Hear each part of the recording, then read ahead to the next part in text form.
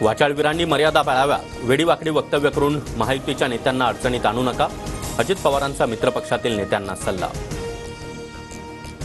भाजप नेत्यांकडून वादग्रस्त वक्तव्य, अजितदादांनी भाजपच्या केंद्रीय आणि राज्यातील नेतृत्वाकडे नाराजी व्यक्त केली, धनंजय मुंडे यांची माहिती.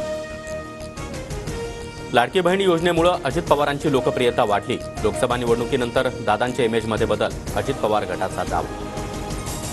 नांदेडमध्ये लाडकी बहीण योजनेच्या कार्यक्रमात गर्दी, फाटक्या साड्या दिल्याचा महिलांचा आरोप, कार्यक्रमाला आलेल्या महिलांकडून आयोजकांवर रोष व्यक्त. हरियाणामध्ये देखील लाडकी बहीण योजना राबवणार, महिलांना दर महिन्याला 2,000 रुपये देणार, विधानसभा निवडणुकीसाठी भाजपकडून जाहीरनामा प्रसिद्ध. मुंबईतील कुलाबा परिसरामध्ये काँग्रेस नेत्यांचं आंदोलन, राहुल गांधींविरोधातील महायुतीच्या नेत्यांच्या वक्तव्याचा निषेध, आंदोलक पोलिसांच्या ताब्यात.